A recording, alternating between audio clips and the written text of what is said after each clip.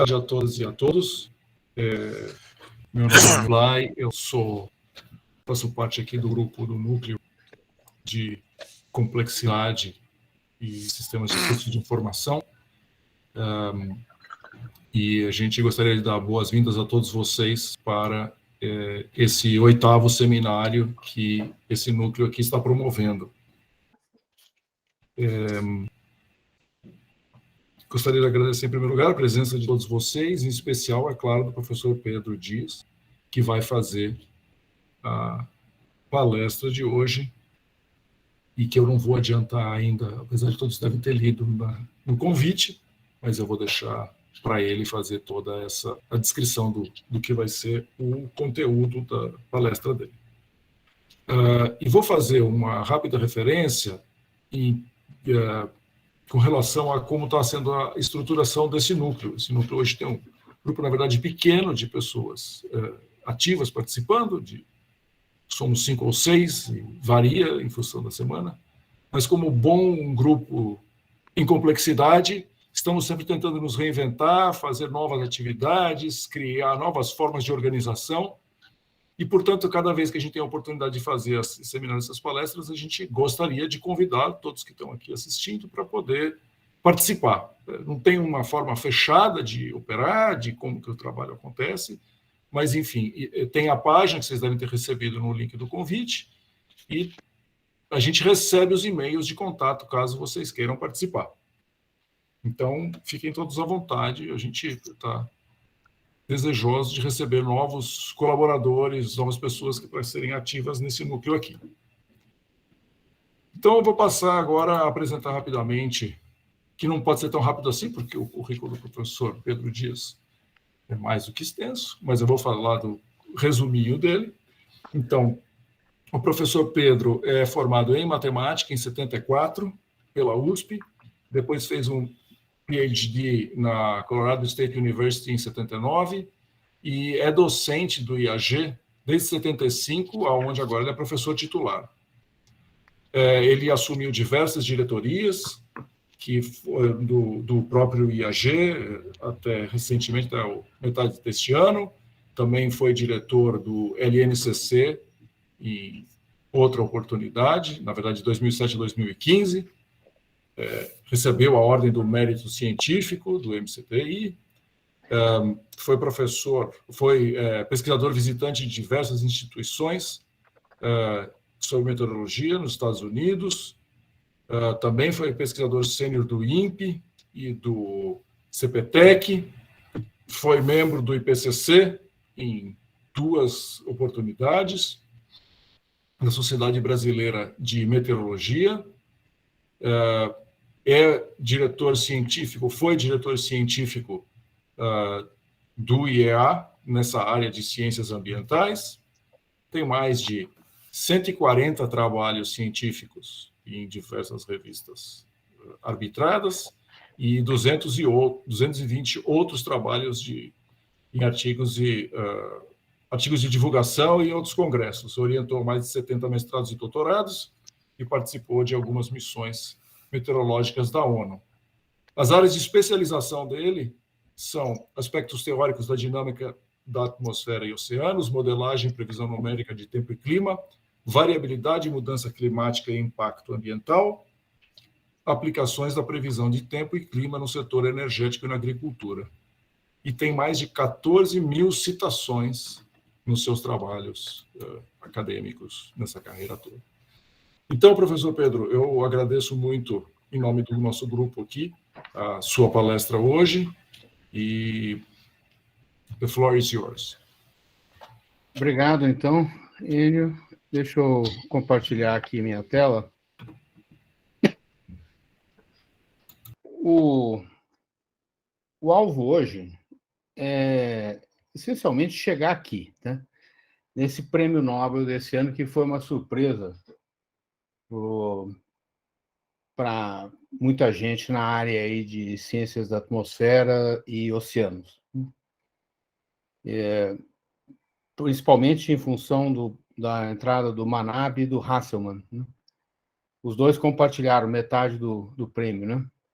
E está aí a razão, né? Que é a modelagem do sistema climático terrestre, né? E a questão da quantificação, né, da variabilidade e a questão da abordar essa questão da incerteza no prognóstico desses cenários de clima futuro em função do aumento da concentração de gases de efeito estufa. Eu tive a sorte de que, quando eu estava fazendo a pós-graduação nos Estados Unidos, foi o período áureo lá do Manabe, nos artigos que ele escreveu sobre modelagem do clima global. E muitos desses trabalhos importantes dele naquela época foram vistos em aula, né, na época que eu fazia pós-graduação. Então, e o Klaus Hasselmann também. O Hasselmann, na verdade, do meu ponto de vista, teve um impacto maior na época que eu estava iniciando a pesquisa de doutorado, em função do trabalho dele em questão de sistemas dinâmicos, o papel de não linearidade. Foi ali que eu iniciei. Eu me lembro de um artigo em particular do Hasselmann, que até vou mostrar depois, que, do meu ponto de vista pessoal, teve bastante impacto no que eu fiz de lá para frente, né? O Parisi tem uma relação mais tangencial, né, com relação à questão de clima. É mais a questão de sistemas dinâmicos, né, da contribuição dele de sistemas dinâmicos, e alguns trabalhos que ele fez sobre a questão da estabilidade dos ciclos glaciais, né, e interglaciais, e a questão da transição de um regime para outro, né, que tem uns artigos bem interessantes sobre esse aspecto. Mas, para falar sobre isso, acho que é melhor começar a falar sobre clima, uma visão mais geral, já que tem gente aqui de diferentes áreas, e dar uma ideia da complexidade que esses modelos têm hoje em dia. E uma coisa que eu acho impressionante, olhando assim agora, a posteriori, né, é a visão desses dois aí, do Manabe e do Hasselmann, que, quando eles iniciaram esse tipo de trabalho lá há quase 50 anos atrás, né, eles já tinham uma ideia muito clara do fato do clima ser um problema multifísica, né, e multiescala, né? Vocês vão ver que realmente é notável. Eu acho que foi muito bem escolhido esse prêmio Nobel desse ano aí, para esses dois. São pessoas que realmente contribuíram muito para o entendimento dos processos, né, e que controlam o clima, e a construção dos modelos complexos que hoje são usados para fazer essas projeções do clima futuro, né? E, para começar, tem que falar sobre balanço de energia, né, no sistema climático terrestre, né? Esse gráfico aqui à esquerda, vocês veem aqui a linha sólida, que é no gráfico da esquerda, é a radiação solar que chega na Terra, desde o Polo Sul até o Polo Norte, né, vocês vejam, e a perda radiativa para o espaço na forma de onda longa, a energia térmica. A linha pontilhada, né? E vocês vejam aí que, basicamente, entre menos 30 e mais 30 graus, né, você tem um excesso de energia, que é representado por essa área aqui, que tem que se livrar dela, tem que transportar essa energia para o norte e para o sul. Quem é que transporta essa energia? Basicamente, é uma combinação, um trabalho de sinergia entre a atmosfera e o oceano. Por exemplo, na região equatorial, grande parte desse transporte é feito pelo oceano. Aí, em latitudes mais altas, grande parte do transporte é feito pela atmosfera, mas mesmo na região equatorial, a atmosfera tem um papel bastante significativo. E isso é feito através de células de circulação, né, que tem uma contribuição da média zonal, e tem uma contribuição importantíssima dos transientes, que são vórtices, que se formam tanto na atmosfera como no oceano, que acabam executando uma parcela significativa desse transporte de calor. Transporte de água também, né? Você precisa balancear a água, e a evaporação, por exemplo, é muito maior na região tropical do que nas latitudes mais altas, então tem todo um processo de transporte de água também. E olhando aí de uma forma um pouco mais complicada, você tem aqui como se fosse uma coluna, né? Que aqui embaixo você tem o oceano, aqui você tem a atmosfera, e você tem aí nuvens, você tem a estratosfera, que você tem ozônio, etc., que interfere significativamente no balanço de energia do sistema climático terrestre. Você tem, dentro da coluna atmosférica, a poeira, né, aerossóis, que também interferem substancialmente na transferência de radiação, principalmente a solar. E você tem algo que é algo, assim, digamos, um pouco mais recente, dos últimos 25 anos, que é o papel desses aerossóis no processo de formação de nuvens. Funciona como um núcleo de condensação, ou seja, o vapor d'água ele se condensa em cima de partículas. Essas partículas têm que ter certas propriedades para agilizar esse processo de condensação, né? Então, muita pesquisa hoje em dia é feita nessa linha, e aqui no Brasil, vocês todos devem conhecer o Paulo Artacho. Então, o Paulo é vidrado nessa questão dos aerossóis, né? Principalmente do papel radiativo, né? E é interessante, aqui no Brasil tem um bocado de gente que trabalha nessa questão de aerossóis, e a gente dá uma contribuição significativa. Eu me lembro, nas vezes que eu participei do IPCC, que você tem que fazer uma avaliação, né, do que é feito nessas áreas, né? E tem uma contribuição brasileira bastante expressiva nessa área de aerossóis. Eu mesmo tenho alguns artigos nessa linha, orientei alguns alunos aí nesses anos aí de EAG, né? E também orientei alguns alunos lá no INPE nessa área. Então, visto aí de uma forma mais detalhada, você tem aqui a atmosfera, que tem que vai interagir com o oceano e vai interagir com a superfície, né? A continental. E a superfície continental pode ter vegetação, mas tem gelo também, então interage com a criosfera, né? E com a biota, né? Com a biosfera. A biosfera tem a biota marinha, a biota terrestre, né? Só adiantando, o Manabe, por exemplo, já tinha essa visão complexa, que tinha que entrar com os processos que controlam a interação entre a biota e a atmosfera. Tem artigos dele dos anos 60, em que ele já começa a introduzir esses processos de uma forma bem simplificada. O Hasselmann trabalhou mais, pelo menos na fase inicial da carreira dele, mais na interação do oceano com a atmosfera. Até que ele é muito conhecido, muita gente, se eu perguntar para um oceanógrafo, ele acha que o Hasselmann é oceanógrafo. Se eu perguntar para um meteorologista, ele acha que é meteorologista. Isso mostra, de certa forma, como essa divisão entre oceanografia e meteorologia é muito tênue, né? Aí, se você olha para a atmosfera, você tem quais são os processos? No fundo, é balanço, né? Balanço de calor, balanço de balanço de energia, né? Balanço de momento, balanço de massa, né? E a massa você tem gases, você tem vapor d'água, né? Que é um elemento fundamental de todo esse ciclo, né? Em função do papel do processo de condensação na liberação de calor.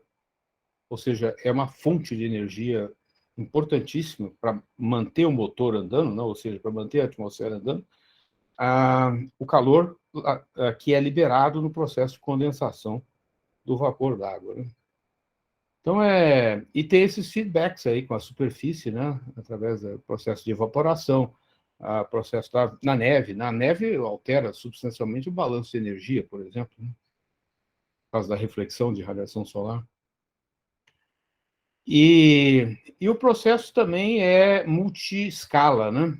Porque na hora que você olha com cuidado para a estrutura dos movimentos no sistema climático terrestre, você vê fenômenos desde a escala de segundos, né? até milênios, né? As eras glaciais, por exemplo, né? E na escala horizontal também tem uma baita variação de escala, né? A não linearidade do sistema faz com que você tenha uma interação muito grande, né, dessas escalas do ponto de vista de energia. Tem uns artigos interessantíssimos do Fjordhoff, um norueguês, lá nos anos 50, sobre como é que a energia, a turbulência de grande escala, né, esses transientes que ocorrem, né, o tempo meteorológico, né, como é que a energia flui em escala através de modelos simples, trabalhos fascinantes que esse pessoal fez naquela época dos anos 50. Né?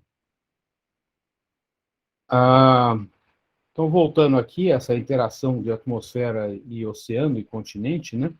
Esses modelos, você tem compartimentos, nos modelos climáticos, um compartimento que controla os balanços, as leis de conservação aqui na atmosfera, no oceano e no continente. Né? No continente só não tem deslocamento, né? Não tem advecção, mas você tem uma troca substancial. Aliás, tem um pouco de advecção, né?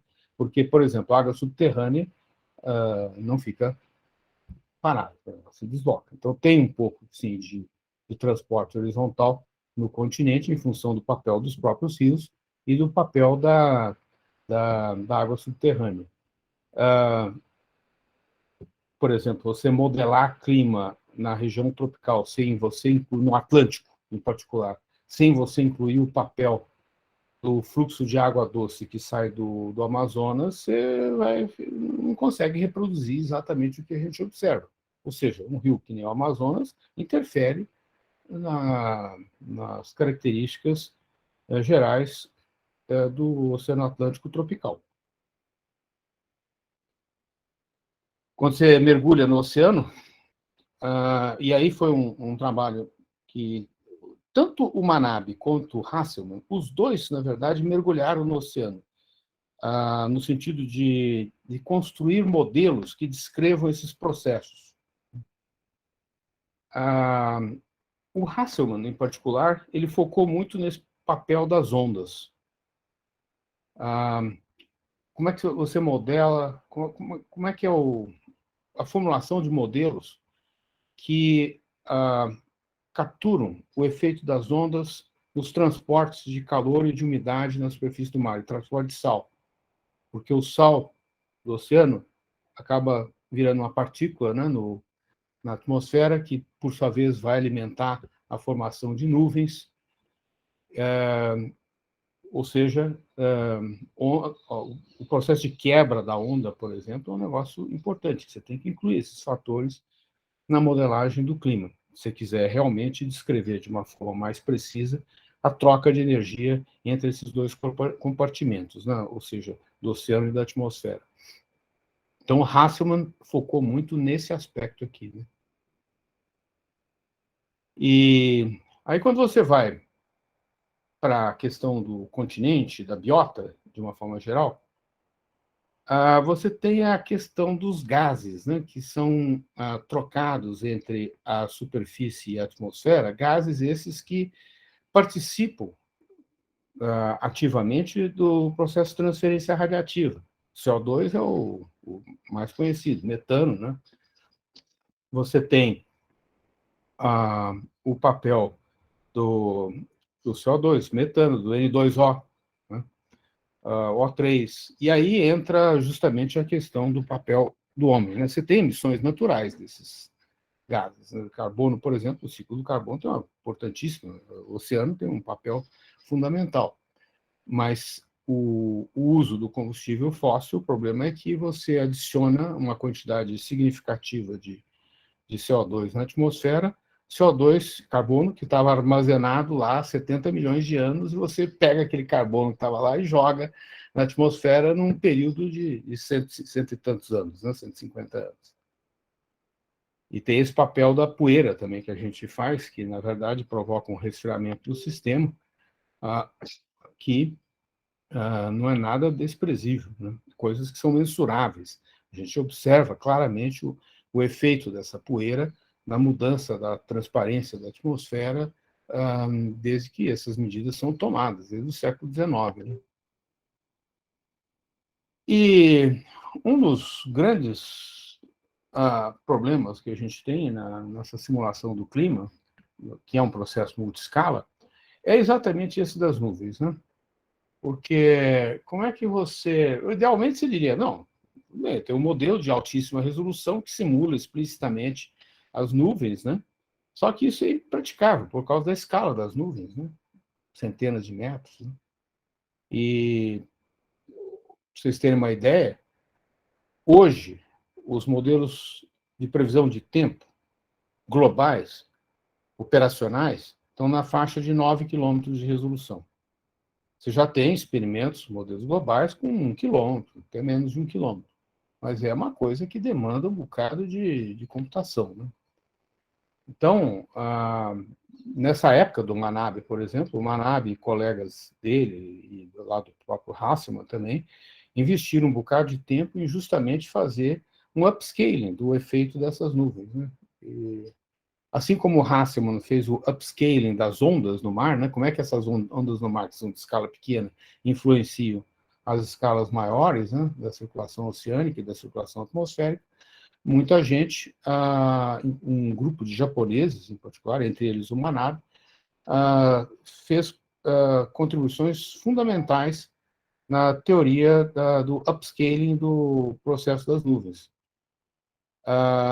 Aí também uma coisa que eu tive uma sorte danada, quando eu estava fazendo a pós-graduação, o meu orientador foi orientado por um desses japoneses, o Arakawa, que contribuiu tremendamente para o desenvolvimento dessas teorias de upscaling dos processos convectivos. Quando você vai para esses sistemas, ecossistemas, né, e superfície, isso aí teve um progresso enorme nesses últimos 20 anos. Né? Não só por causa do ciclo do carbono, que isso interfere na evolução do clima, mas também por causa do interesse no estudo dos feedbacks, né, da mudança climática nos ecossistemas. Então, eu acho impressionante isso aí, porque eu acompanhei tudo isso na minha vida, né, e em função do interesse que a gente tem em Amazônia, né, em mudança de uso da terra aqui no Brasil, tem um bocado de gente aqui no Brasil que trabalha nesses temas. Né? É um negócio realmente interessante. Né? A questão da troca de gases, né, entre a vegetação e a atmosfera, os chamados compostos orgânicos voláteis, né? VOCs, Volatile Organic Compounds. Eu me lembro que a primeira vez que eu ouvi falar sobre isso, eu achei que isso aí era uma titica de galinha, né? Dentro do sistema climático terrestre, mas acho que a primeira vez que eu ouvi falar isso foi em 80 e tantos, nos primeiros experimentos que a gente participou lá na Amazônia, para entender o processo de interação entre a floresta e a atmosfera na Amazônia. Os primeiros experimentos foram lá para 83, mais ou menos, a construção das primeiras torres micrometeorológicas para fazer medidas lá em Manaus, né? E depois, em 85, foi muito interessante o fato de que houve um projeto grande que levou, era o Amazon Boundary Layer Experiment, que foi em grande parte financiado pela NASA. E vieram aviões instrumentados para fazer medidas, né? Eu achei o máximo naquela época. Eu me lembro que eu acho que eu voei, sei lá, perto de 100 horas durante um mês no Electra, todo instrumentado, que fazia voos assim, ó, 100 metros acima da superfície, né? Fazia voo diurno e noturno. Noturno voava um pouquinho mais alto, dava uns 200, 300 metros, né? Para entender esse processo de emissão de gases da atmosfera. Isso, para mim, na época, foi assim, uma surpresa danada, e ver a diversidade, a complexidade desses fluxos, né? E foi quando eu descobri que os rios na Amazônia têm um tremendo impacto nesse processo de transporte vertical dos gases que são emanados pela floresta, né? Por causa da circulação de brisa fluvial. Aí, anos depois, eu acabei me envolvendo na modelagem dessa brisa, né? Eu e a minha esposa fizemos vários trabalhos sobre isso, sobre a circulação de brisa, né? E a importância meteorológica e a importância do ponto de vista de transporte de gases, né? Esses tais dos VOCs, na floresta amazônica, né? E foi com isso aí que eu acabei entendendo alguma coisa de modelagem de vegetação dentro dos modelos climáticos, né? O papel de poeira, né? Por exemplo, o deserto do Saara, para vocês terem uma ideia, poeira do Saara chega na Amazônia e tem uma importância significativa em transporte de fósforo, que é um nutriente, né? Boa parte do fósforo que você tem ali na Amazônia atravessa o Atlântico, né? E, obviamente, esse transporte pelo vento acaba interagindo os aerossóis, né, com as nuvens, etc., e entra no mar e aí vai longe, né? Como eu disse, chega lá na Amazônia. Esse interesse em aerossóis também, a gente acabou, já nesse experimento de 85, esse experimento de 85 teve 2 anos, 85, depois em 87 de novo. Isso aí levou, nos anos 90, à criação de um programa chamado LBA, Large Scale Biosphere Atmosphere Interaction na Amazônia, né? O LBA foi, para mim, assim, uma das coisas mais fantásticas que a gente fez aqui em ciências da Terra, né? Porque tinha essa componente da biota, né, de entender o processo de emissão dos gases na floresta amazônica, a questão do balanço de CO2, e tinha também uma componente já que foi desenhada nos anos 90 para estudar o processo de queimadas, né,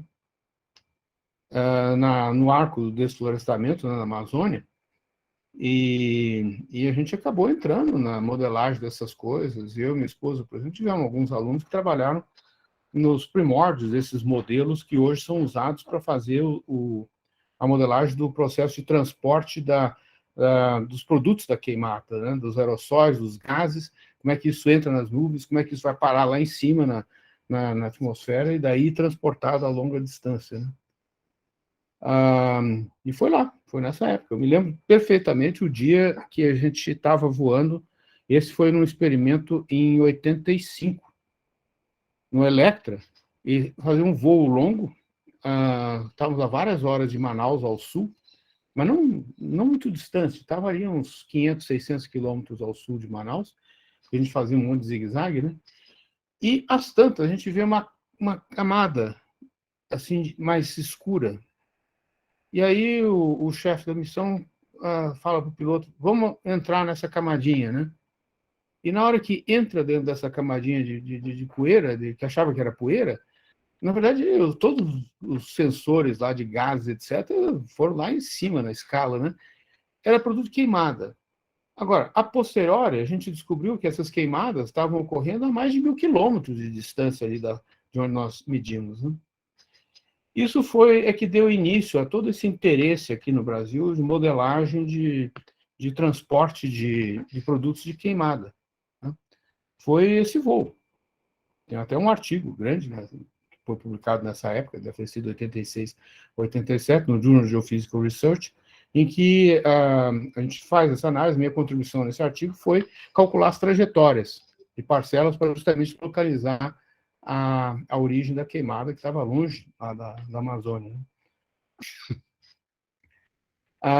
Essa interação de aerossóis com nuvens, por exemplo, é um negócio importantíssimo, afeta, como eu disse, a microfísica da nuvem, né? O processo da formação das gotas, e tem um controle, isso aqui é na Amazônia, né? Essas queimadas, dependendo do tipo de aerossol, inibe a formação de nuvem, e dependendo da característica do aerossol, facilita a formação de nuvens, né? Então, tem uns aspectos altamente não lineares, né? Isso, inclusive, durante muito tempo foi motivo de alguma muita especulação, se a queimada aumentava ou diminuía a chuva, né? Na verdade, é um processo não linear.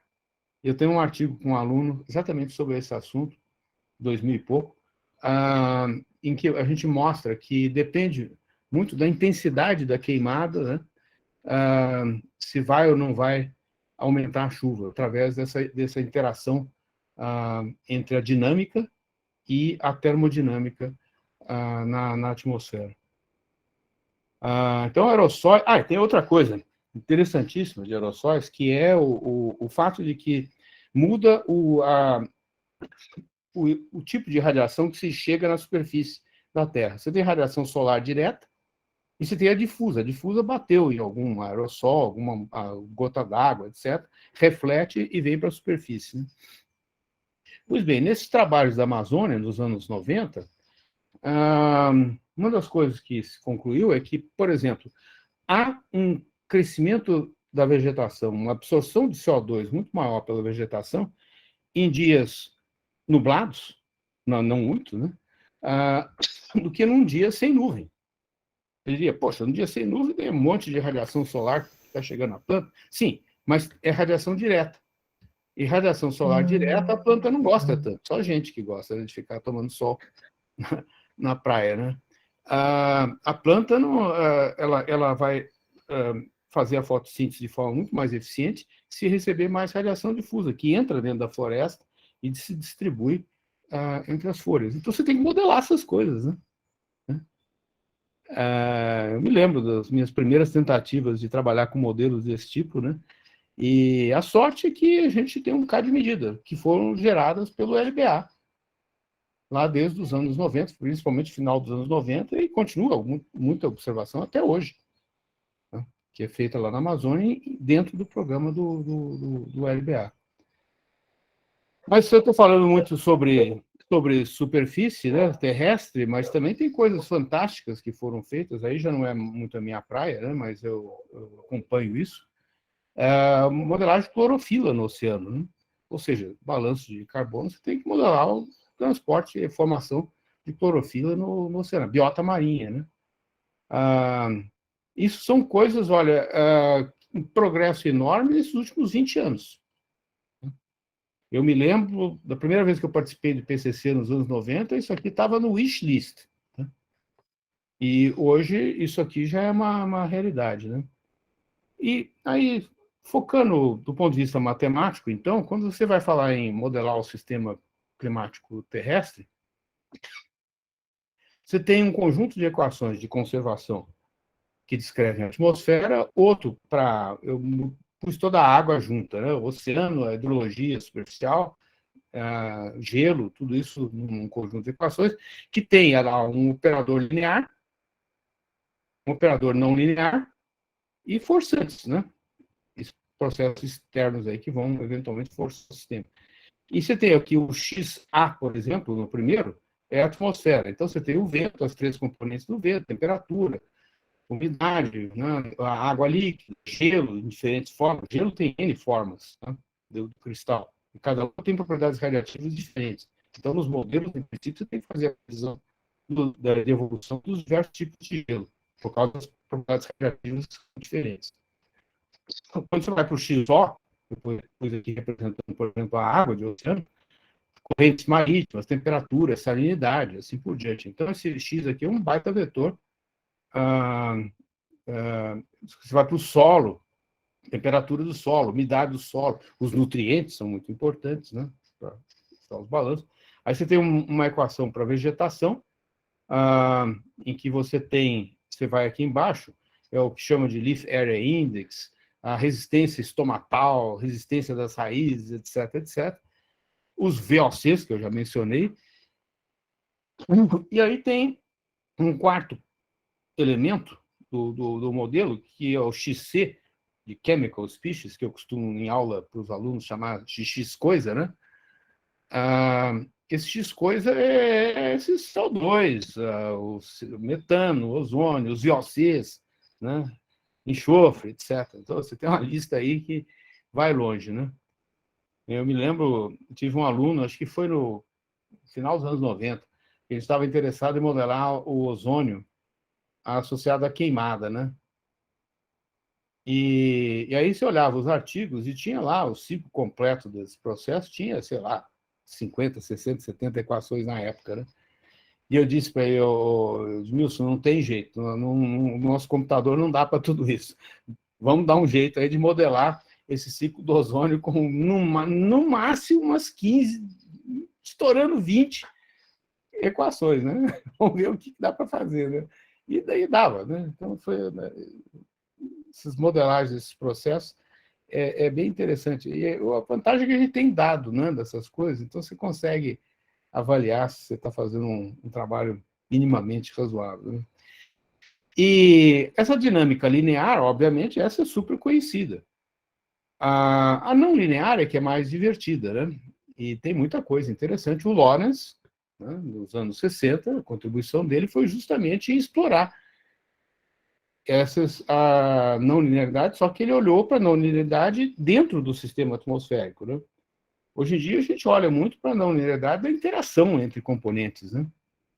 Tive um aluno, agora, foi em 2017, que trabalhou exatamente nisso, nesses processos de interação não linear entre a atmosfera e o oceano, com coisas bem simples, porque uma coisa é você pegar esses modelos que são usados para desenhar os cenários de mudança climática, fazer previsão de tempo, que é de uma complexidade absurda, mas particularmente, o que eu acho muito mais divertido é trabalhar com modelos simplificados, toy models, né?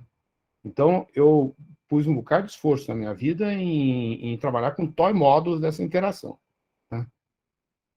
Mas, como o toy model frequentemente não convence muitas pessoas, né, a gente acaba tendo que também trabalhar com os modelos complexos, né? São completos, né? Ou seja, completo entre aspas, né?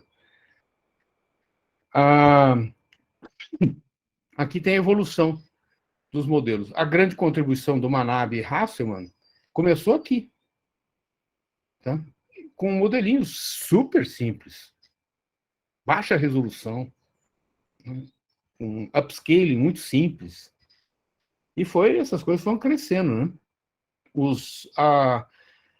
O IPCC começou aqui nos anos 90, né? 90 foi o primeiro, né? O First Assessment Report, Second, Third, Fourth, Fifth, e agora está no Sixth, acabou de sair o sexto. E aí você percebe como é que a complexidade foi evoluindo, né? No começo, por exemplo, você tinha modelos offline, né? E que de vez em quando trocavam informação, tá? Entre a superfície terrestre, o próprio oceano. Aos poucos foram acoplando esses modelos, e hoje está de uma complexidade notável, né? Já está começando a entrar na linha de interagir com economia global, tá? Por quê? Porque a economia global tem um papel importante nas emissões, né? E eu tive um aluno que mexeu com isso usando modelagem multiagente, Luiz Aímula, foi acho que em 2006. O Luiz foi orientado lá no Procan, aí na USP. Era um troço super bacana. Ele tinha um modelo global de clima muito simples, um modelo global de economia global muito simples, né? E eles interagiam, né? E tinha os agentes, né? Que são aqueles caras que participam das conferências das partes, né? das COPs, né? Como teve agora recentemente lá na Inglaterra, né? Ou seja, como é que você toma a decisão, né? É muito baseado na percepção de risco, né? Então ele usou teoria de jogos, multiagente e dois modelinhos ultra simples para simular a,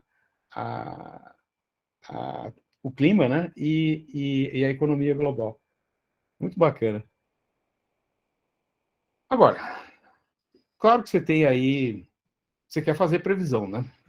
Está todo mundo perguntando o que vai acontecer, né? Para isso, você tem que ter um ótimo sistema observacional, que é fantástica a evolução desse sistema observacional, principalmente do ponto de vista de sensoramento remoto, né? Principalmente dos anos 2000 para cá. Mas isso aí começou lá na época dos satélites. Nos anos 60 já tinha alguma coisa. Os anos 80 é um marco, porque são os satélites geoestacionários.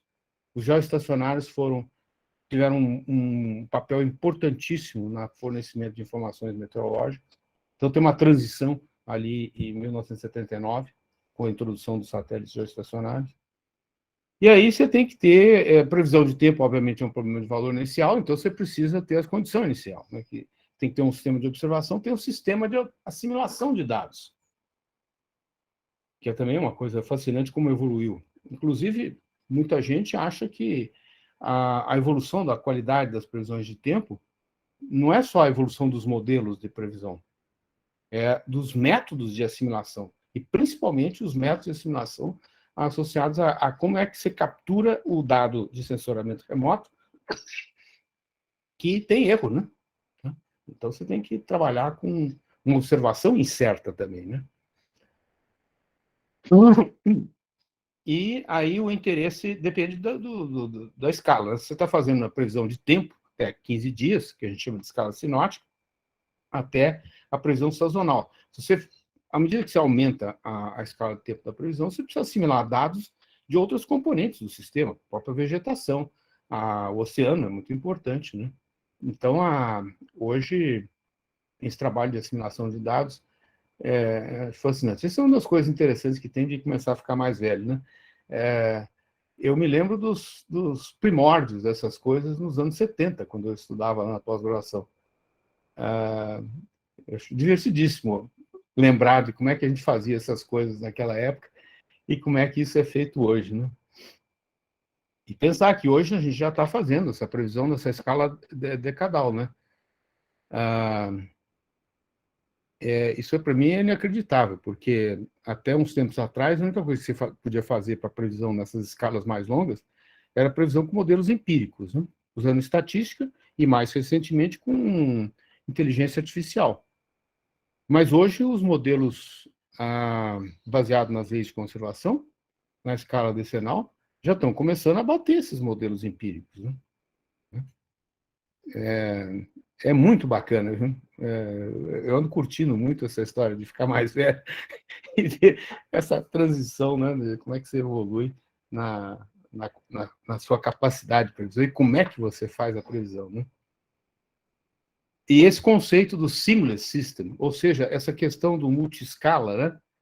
Como isso tem que ser inserido dentro do modelo, você não pode compartimentar e ficar, né, passando de escala em escalas de uma forma artificial, né? O sistema funciona de uma forma integrada, né? O resultado é que você pega a qualidade de previsão de tempo, isso aqui é do Centro Europeu, que é o melhor centro que tem hoje aqui no nosso planeta, né? Aqui você tem um índice de acerto, porcentagem de acerto, uma métrica lá qualquer, que não interessa aqui, e aqui começa desde 81, foi quando eles começaram a fazer esse tipo de previsão, e aqui o período mais recente, né? Você vê que a curva de cima é hemisfério norte e a curva de baixo é hemisfério sul. E você veja que até o final dos anos 90, o hemisfério norte tinha uma previsão de melhor qualidade que o hemisfério sul, em diversas escalas de tempo. Aqui em cima é de 3 dias, assim, aqui embaixo amarelo é 10 dias. Né? Você veja, sabe o que foi isso? É satélite, novos satélites, mas não foi só novos satélites. Foi um negócio muito interessante. Foram técnicas de assimilação de dados que foram publicadas aqui, em 86.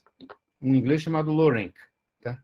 Que publicou um artigo fundamental com essas técnicas de assimilação de dados, baseado no processo de otimização, né? E que eram inviáveis com os computadores da época. Daí, quando chega aqui no começo dos anos 2000, você tem essas máquinas já massivamente paralelas, e isso viabilizou o uso desses sistemas. E aí você conseguia fazer uso muito mais eficiente dessa enorme quantidade de dados de satélite que você recebe. E veja o resultado. Hoje em dia, praticamente desprezível a diferença da qualidade de previsão do hemisfério norte e do hemisfério sul. Por quê? Antigamente, você tinha mais estações tradicionais, né? Superfície, balão, etc. Tem muito mais continente no hemisfério norte, então você tinha uma melhor descrição do estado inicial do sistema. Hoje em dia, com essa quantidade de satélite, isso é meio irrelevante. Né? Então, isso aqui que hoje a gente faz, né? Você faz a previsão na escala de dias, tem essa escala aqui de 15 a 60 dias, que hoje tem até um nome, S2S, Subseasonal to Seasonal.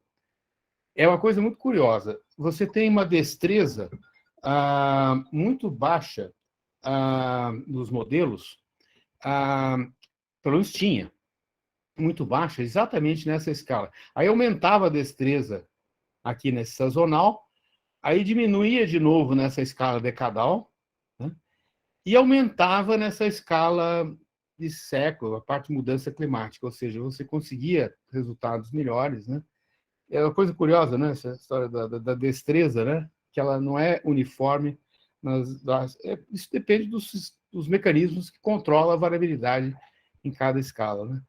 Então, já há uns 10 anos, a Organização Meteorológica Mundial colocou um esforço enorme em melhorar a qualidade dessas previsões aqui nessa escala do S2S. E é muito bacana isso, por causa do interesse, por exemplo, aqui no Brasil, do setor de energia, né? A gente depende essencialmente de energia renovável, hidrelétrica, solar, eólica e biomassa, né? Hoje em dia, a produção de biomassa, de energia por biomassa no Brasil já é 16%. 16% da energia aqui no Brasil. Você pega no estado de São Paulo, em particular, dá 20 e tantos por cento da energia de São Paulo vem de térmicas movidas a resíduo de cana-de-açúcar, de eucalipto, né? E tudo isso depende do clima, né? Então, esse pessoal que gerencia hoje a produção de energia tem muito interesse nessa previsão, no planejamento mais a longo prazo. Eles sempre batiam na cabeça da gente, dizendo: vocês meteorologistas, vocês precisam dar um jeito nisso. A gente precisa de pelo menos um guia nessa escala, além de 10 dias. Tá certo? A gente não tinha meio que ferramentas. Hoje em dia, a gente está começando a ter alguma destreza nesse tipo de previsão. Então, há um interesse enorme das empresas de geração de energia aqui no Brasil hoje nesse tipo de trabalho. Tem projetos de P&D, né, que estão sendo focados exatamente nessa questão. Para isso, obviamente, você precisa de computador grande. Aqui a gente já teve, para vocês terem uma ideia, nós já fomos aqui no Brasil, estavam lá na ponta, né?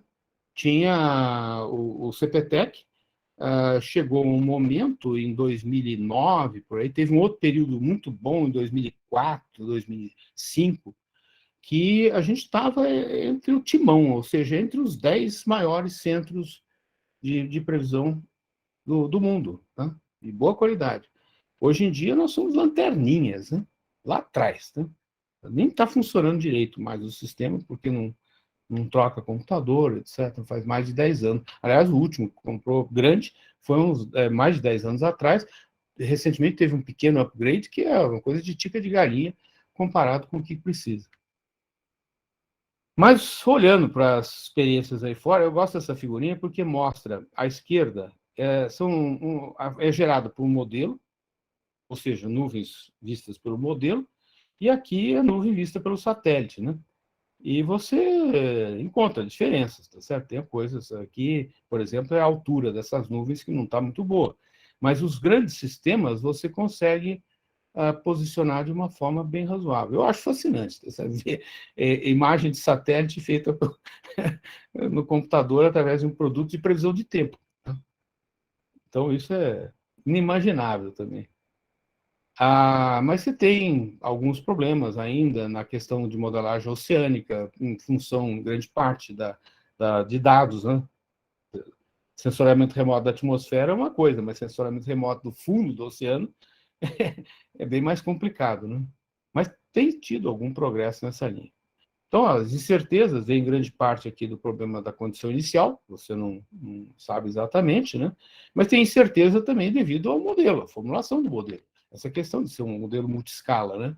E multifísica. E, como eu disse, a assimilação de dados é algo que deu um progresso enorme, em função da disponibilidade de dados por sensoriamento remoto, que são as duas figurinhas de baixo, e as de cima são as estações meteorológicas, ou de superfície ou de altitude com balão que você tem hoje em dia, né?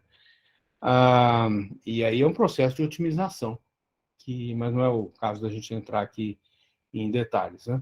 O fato é que essas incertezas levam aqui a uma incerteza na previsão, você não sabe exatamente como é que é a condição inicial, mas você está trabalhando com um sistema que é não linear, e aí, então, tem uma divergência grande. E hoje é feito um tremendo de um esforço para estimar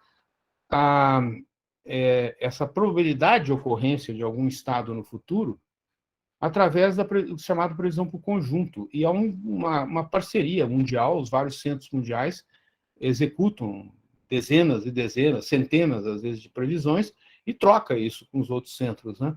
Então, com isso, você tem uma previsão probabilística, uma ideia da distribuição de probabilidade de ocorrência dos eventos. É um negócio muito bacana. Isso começou, as primeiras previsões por ensemble, por conjunto, meados dos anos 90. E quando o CPTEC começou a trabalhar, em 94, logo depois, em 96, 97, já estava fazendo, já era membro desse clubinho internacional. Hoje não faz parte mais. É triste, mas não faz parte. E só aqui uma tinturinha aqui sobre esse processo da não linearidade, né? Voltando aqui a esse modelinho simples, né? Em forma vetorial, você tem algo desse tipo, tem um operador linear, um não linear e forçantes, né? E uma visão bem simples, o linear, você tem lá os seus autovalores, as autofunções, são os modos normais, né? No caso aqui, a atmosfera, você tem os autovalores, que vai ter uma relação de dispersão. Essa relação de dispersão é a frequência versus número de onda na escala espacial. E isso aqui é uma coisa bem conhecida, há mais de 100 anos que a gente conhece isso aqui. Você tem modos de frequência mais baixa, que são bastante associados à escala do tempo, né? E você tem modos de frequência mais alta, que representam os processos que formam as nuvens, etc. E aí, dependendo de como você faz essa linearização, você tem aqui um conjunto de autovalores, autovetores. As autofunções formam um conjunto completo, então eu posso expandir o estado da atmosfera numa série, né, dessas autofunções, que são representadas por esse diagrama de dispersão aqui, e substituir essa equação de derivados parciais, que está aqui em cima, que tem vento, tem temperatura, tem água, etc., num conjunto de equações diferenciais ordinárias, que é, no fundo, um oscilador harmônico. A parte linear é tranquila, né? E aí você tem a parte não linear, que você tem os coeficientes de interação entre os modos normais do sistema, né? E tem aqui a forçante. Esse sigma ABC, ele mede, né, a interação entre um modo B e um modo C, como é que ele joga energia no modo A. Né? Esse troço pode ter uma dimensão enorme, né? 10 a nona, 10 a 10. Tá? Mas aí também não dá, né? Então, os toy models servem para isso, né? Os toy models, a gente brinca com isso aqui em escala menor. O Lawrence fez exatamente isso. Ele chegou num tripleto. Tá? O paper dele é um tripleto ressonante, tá? Que tem uns parâmetros lá que aparecem no modelo que vão dar origem a todas aquelas coisas interessantes dos sistemas dinâmicos. Né? O Lawrence, na vida dele, ele depois, nos anos 90, ele complicou um pouco a coisa. Ele pegou um modelo desse tipo para a atmosfera, um para o oceano, acoplou e tinha quintetos, né? Ou seja, dois tripletos que interagem com um termo, né? E para modelos suficientemente simples, que são esses toy models, você pode calcular analiticamente como é que é esses coeficientes de interação. Né?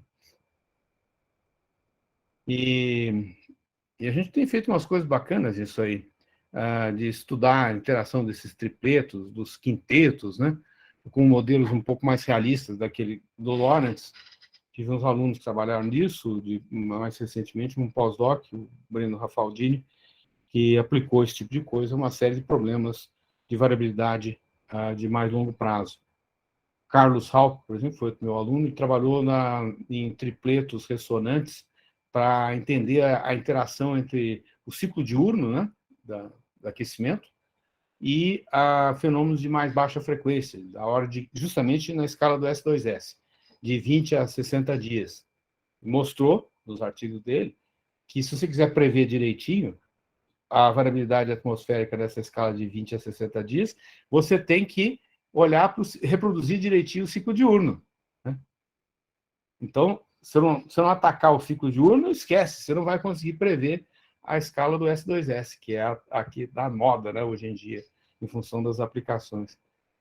O Enver, que foi esse meu aluno que trabalhou com o acoplamento do oceano e atmosfera, ele mostrou que variabilidade nessa escala decadal depende, vejam só, dessa escala do S2S. Ou seja, se eu não descrever direitinho o S2S, nos modelos acoplados dele entre oceano e atmosfera, que formam esses quintetos aí, você não consegue descrever a variabilidade de escala decadal, tá? Se você não descrever direitinho o ciclo intrasazonal, que é de 20 a 60 dias.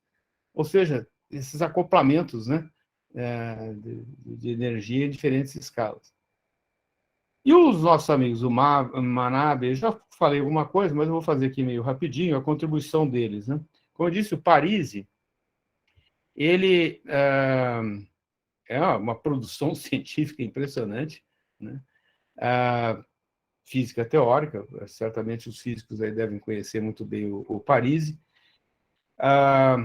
Ele tem a contribuição nessas áreas aqui, mas ele tem umas contribuições interessantes em entender algumas transições de ciclos interglaciais para glaciais e vice-versa, que ocorreram nos últimos 2,6 milhões de anos. Em particular, é uma coisa bacana, porque tem a ver com o fechamento do Canal de Panamá, né? Foi nessa época, 2 milhões e tantos atrás, que houve o fechamento, ou seja, a comunicação entre o Atlântico e o Pacífico, né? E isso mudou completamente o comportamento desses ciclos. E o Parisi tem um trabalho em particular que é assim, uma obra prima, né, com um modelo matemático bem simples, né, os toy models, né, como sempre, que explica essa transição para um regime que tenha essa mudança, né, entre períodos glaciais e períodos interglaciais mais longos, né, e que não tinha no passado. E aí, de repente, com o fechamento do canal, isso é por causa do processo de transporte de calor no Atlântico, né, que mudou a estrutura. O Manabe é uma história muito interessante, né? Você veja, ele fez o bacharelado lá em Tóquio logo depois da guerra, né? E fez doutorado também lá no Japão, em 58, e daí, quando ele terminou, antes de terminar o doutorado, ele já estava trabalhando nos Estados Unidos. E aí, depois eu posso passar isso aqui, que tem umas referências. Isso aqui é uma entrevista que ele deu, tá, nesse site. Vale a pena escutar esse negócio. Tá certo? É uma delícia ver essas coisas do Manabe, a história dele. Ele foi orientado no Japão por esse cara Siono. Até outro dia, com a Maria Assunção, com a minha esposa, eu estava comentando com ela. Se me fosse dado o privilégio de poder voltar no tempo e assistir a algum evento, eu queria ver um simpósio de previsão de tempo que o Siono organizou no Japão nos anos 50, que mudou a vida de todos esses japoneses que estão aqui embaixo. Foi esse simpósio que fez com que eles conseguissem emprego nos Estados Unidos. E mudou a vida deles, e mudou a meteorologia nos Estados Unidos. A influência desses que estão com estrelinha aqui. Tá? São pessoas impressionantes, todas elas orientadas pelo Siono. E tem uns artigos que descrevem esse processo. O Siono realmente é uma coisa impressionante, a contribuição que ele deu nas mais diversas áreas da meteorologia. Tem aqui uma foto dele, aqui junto com o Manabe, né, ainda no Japão, antes dele vir para os Estados Unidos. E tem outras figuras aqui, o Yanai é outro muito importante, justamente nesse processo de modelagem de nuvens, né? O Yanai foi para a Califórnia. E esse cara aqui, o Smagorinsky,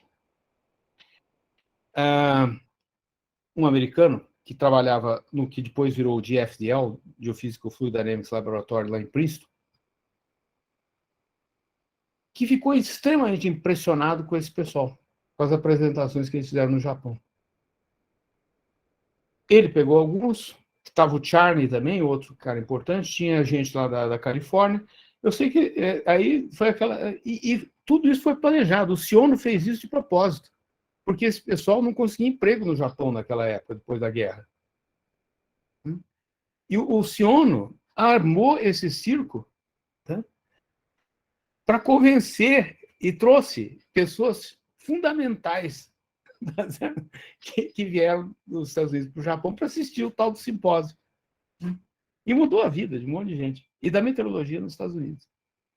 O Manabe agradece, assim, coração, né, o Smagorinsky, né, pela oportunidade que ele teve de trabalhar lá no GFDL. E o Manabe tem um monte de publicações, a mais citada dele é uma que explica a estrutura vertical da temperatura na atmosfera. Esse paper eu me lembro de ver no meu curso de radiação em 1975. Foi um negócio realmente fascinante, esse artigo dele aqui, que é dos anos 60, 67, esse artigo. Outro artigo dele, que para mim também foi importantíssimo, 1956, contribuição da liberação de calor latente para mudar o campo de pressão e, portanto, o vento. Esse aqui é o tal do artigo de 66, em que ele explica o processo, os mecanismos de formação da tropopausa, que é a temperatura diminui com a altura até chegar à tropopausa, a uns 10 km de altura, 12 km de altura, depois aumenta, né? E até essa época não se tinha uma teoria sólida para explicar esse negócio. Foi o Manabe que explicou esse mistério, né? E olha só, 68, os primeiros experimentos com modelo de circulação geral da atmosfera, né? A parte do equilíbrio radiativo, os aspectos dinâmicos. Os primeiros trabalhos dele sobre o efeito dobramento da concentração de CO2, aqui, 75. Realmente são artigos fascinantes. O efeito do gelo, tá, no último glacial. Esse aqui é um artigo de 87. Mudança de estados de equilíbrio, tinha uma conexão forte com as coisas que o Lawrence fazia, né? De ceder a transição de regimes, né? A importância do Oceano Atlântico nesse processo. A assimetria do aumento da concentração de CO2 entre hemisfério norte e hemisfério sul. Ele mostrou nesse paper, 89, que isso era devido à distribuição de continentes e oceano. Você precisava acoplar o oceano com a atmosfera para reproduzir a diferença que tem na concentração de CO2 entre o hemisfério norte e o hemisfério sul. Então, uma série de trabalhos aí em paleoclimatologia do Manabe. Aí, nos anos mais recentes, essas aplicações, 2016, né? A questão das implicações da mudança climática em hidrologia, por exemplo. Então, o Manabe, até recentemente, ele tem um artigo de 2020, muito focado nessa questão de políticas públicas relacionada com o efeito da mudança climática. Ou seja, são pessoas que fizeram tremendo de uma contribuição mais teórica, numa determinada fase da vida, fizeram esses trabalhos da modelagem dos primeiros modelos de simulação do clima global, final dos anos 60, 70, né? Manabe construiu essas coisas. E junto com outros japoneses também, que estavam naquela lista lá que eu mostrei agora há pouco. E aí continuou até hoje. E o Hasselmann, né? O Hasselmann também é outro caso interessantíssimo, né? Ele nasceu na Alemanha, mas depois ele foi, nos anos 30, para a Inglaterra. Eu achava que era fugindo do nazismo, né? Por ser judeu, né? Não é verdade. O pai dele era do Partido Democrata da Alemanha e, obviamente, também teve que sair. Então, ele foi embora, acho que 30 e tantos, 1936, 37, por aí, foi para a Inglaterra, jornalista, trabalhou na Inglaterra durante muitos anos. Quando chega no final dos anos 40, a família volta para a Alemanha, mas ele fica na Inglaterra para terminar o ciclo médio, né? E depois é que ele vai para a Alemanha para fazer a graduação. E ele progrediu rapidamente. Para você ter uma ideia, em 75, o Hasselmann nasceu em 31, em 75 ele já era diretor do Max Planck. E olha só, ele ficou de 75 a 99 como diretor do Max Planck, lá de Hamburgo.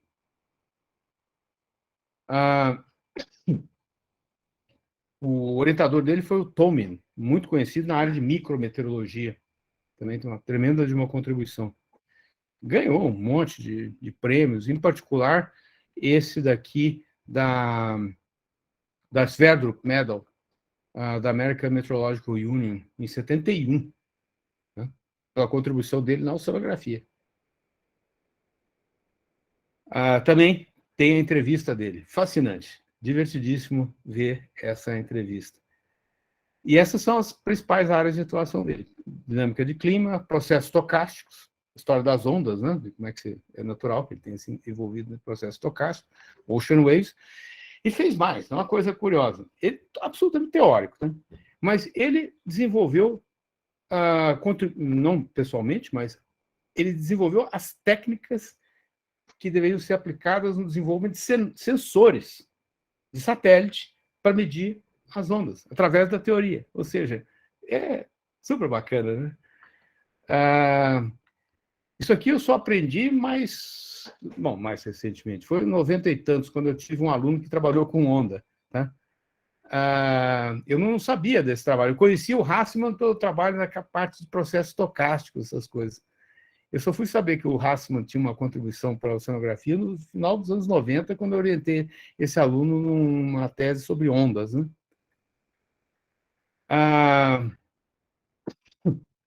E hoje em dia ele tem trabalhado, nesses últimos 15 anos, a questão de mudança climática, a questão de política, né, de formulação de políticas públicas, né, policy making, né, muita coisa ligada à modelagem multiagente, tá, para simular esse processo do clima e da tomada de decisão. Modelagem acoplada do oceano, modelagem de onda, eu já falei, a parte da análise de dados, um monte de artigos, desenvolvimento de métodos para análise não linear, né, de processos não lineares. Balanço de carbono, e que é a parte que eu conhecia melhor do trabalho do Hasselmann, a parte desses aspectos teóricos da variabilidade de baixa frequência no clima, que foi, na verdade, o que me chamou a atenção para o Hasselmann já lá atrás, né? Mas artigos muito interessantes sobre como é que você faz a modelagem, né? Técnicas modernas de como fazer o acoplamento das componentes, papel da ciência na formulação de políticas públicas. Mas mesmo assim, 99, linear and non-linear signatures, aquelas coisas de métodos de análise de dados. E tem um negócio que eu não sabia, que eu descobri assim por acaso, e eu vou contar como é que eu descobri essa história. Eu vi, bastante estava procurando coisas do Hasselmann, e me aparece uma notícia num jornal do Vietnã.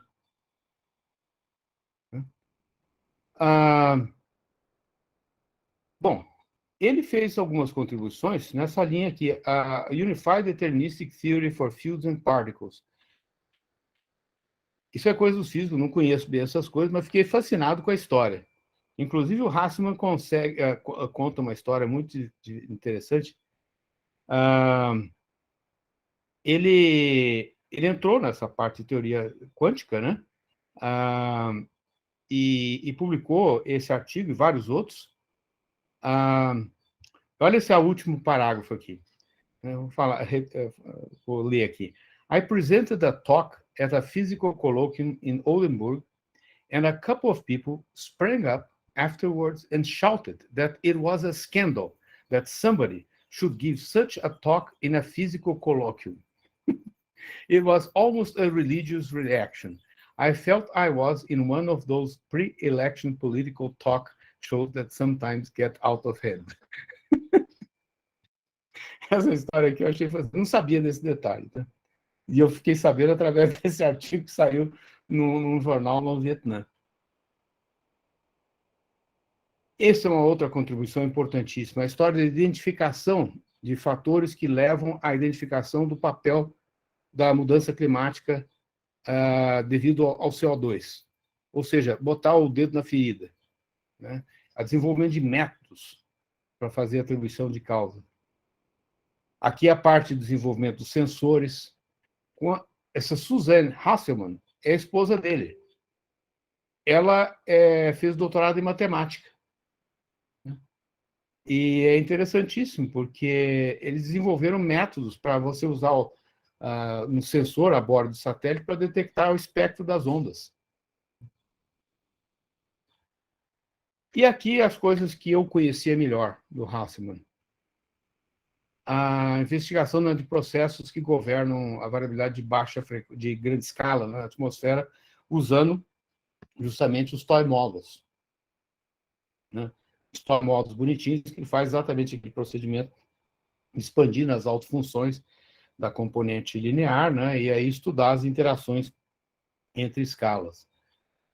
A parte de variabilidade climática com modelos de oceano mais detalhados, os métodos estatísticos, os modelos estocásticos, que eu conhecia bem. Esse aqui foi publicado originalmente em 75, né? Stochastic Climate Models. Esse aqui eu vi em curso, quando eu fazia pós-graduação. Há critérios para instabilidade não linear, né? Transferência não linear de energia em ondas de gravidade. Ou seja, gente, olha... Não, eu desmanchei, né, no dia que eu vi a história do Nobel desses dois, né? E assim como eu, a grande parte da comunidade de oceanógrafos e meteorologistas, né, ficaram assim realmente muito surpresos pelo reconhecimento do trabalho desses dois. Um tremendo envolvimento com esses processos complexos, né, associados ao clima, em diferentes escalas, e com esse detalhe importante, os dois, nessa fase mais final da vida, com um papel importantíssimo nessa questão da formulação de políticas públicas, né, relacionadas com o tema da mudança climática. É uma história de vida muito interessante. Estão ativos ainda, 90 anos e estão lá. O Hasselmann acho que fez 80 agora em final de outubro, tá? 26 de outubro, por aí, ele fez 90. Uma nave um pouquinho mais velha. Então é isso. Espero que eu tenha passado aí uma imagem da complexidade e da beleza do trabalho desses dois caras, né? Excelente palestra, professor Pedro. Realmente fascinante. Você viajou em tantos temas aqui que eu acho que vai ser difícil de fazer perguntas. De qualquer modo, a gente tem mais um tempo oficial aqui, até 6h30, e eventualmente, depois até, se o público ficar, nós temos mais tempo aí, uma tolerância. Então, eu gostaria de abrir perguntas. Quem quiser falar, por favor, abra o seu microfone e dirija uma pergunta ao professor Pedro. Pedro, só uma curiosidade pequena. Essas equações a derivadas parciais, com essa parte linear, não linear, os algoritmos numéricos que são mais usados vêm da análise espectral ou vêm de elementos finitos, diferenças finitas ou coisa do gênero? Hoje em dia, bom, historicamente, os modelos globais, no começo eram diferenças finitas, e rapidamente, já nos anos 60, no final dos anos 60, passaram a ser espectrais. Usava pronomes associados de Legendre. E Fourier, né, na direção leste-oeste, e pronomes de Legendre no norte-sul. E isso, até hoje, é muito usado. E eu sempre ouvi falar, tá? Eu me lembro nos anos 90, o pessoal dizendo, os modelos espectrais vão desaparecer com paralelismo, com aumento da resolução, você tem uma série de dificuldades para fazer essas integrações para projetar, né, nessas autofunções com precisão. Bom, eu ouvia falar isso nos anos 90, tá? Nós estamos em 2021 e continuam falando isso, tá? E hoje em dia você está com esses modelos espectrais com resolução de poucos quilômetros. Então, e para achar esses autovalores e autovetores rapidamente, com mudanças de base adequadas, e métodos espectrais, você faz isso num toque de máquina. Exatamente. Eu acho que exatamente esse acho que foi o grande progresso que houve. Porém, tem uma outra linha, principalmente do começo dos anos 2000 para cá, em volumes finitos, e a razão principal é as leis de conservação, tá? Para você garantir conservação de massa, que é importante, né? De energia, de entropia, né? Mas, nesses últimos anos, os spectral elements têm também tido um bocado de sucesso. Aliás, na audiência aqui estava, acho que, não sei se o Pedro Peixoto ainda está aqui, do IME. O Pedro é o especialista nesses métodos numéricos. Eu estava conversando com ele essa semana sobre esse assunto. O Pedro Peixoto está aqui ainda? Acho que ele saiu. Acho que ele saiu, né? O Pedro Peixoto é o meu guru de métodos numéricos aí. Esse semestre eu estou dando aula de modelagem atmosférica e todo ano eu invento alguma coisa nova e às vezes eu me enrosco um pouco, né? Então daí eu preciso pedir ajuda para os experts, né? Eu estava conversando com ele sobre como é que a gente resolvia um problema lá e ele me ajudou. Então essa é hoje aqui no Brasil nós estamos justamente num processo de decisão para o que vai virar o CPTEC dos próximos 10 anos, né? Tem que recomeçar, né? E eu acho que é um bom momento de recomeçar e repensar esse processo, em que linha que você vai. Está fortemente ligado a essa linha do volume finito, né? No momento. Por causa das leis de conservação, o fato que a gente tem muito interesse em ter modelos que tenham aerossóis, que tenham todos esses constituintes, né? E você quer esquemas numéricos que preservem o sinal, né? Por exemplo, a concentração de um gás negativo é meio esquisito, né? Então, esses modelos baseados em volume finito têm tido bastante sucesso nessa linha. E com malhas não estruturadas. Pedro Peixoto, inclusive, uma das perguntas que eu tive para ele é exatamente sobre essa, o método de montagem da grade, né, para esses modelos de volume finito, não estruturado.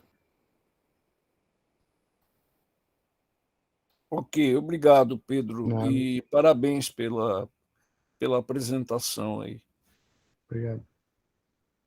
Tem alguém que levantou a mão. Professor Ayrton, depois o Márcio está na lista. Tá.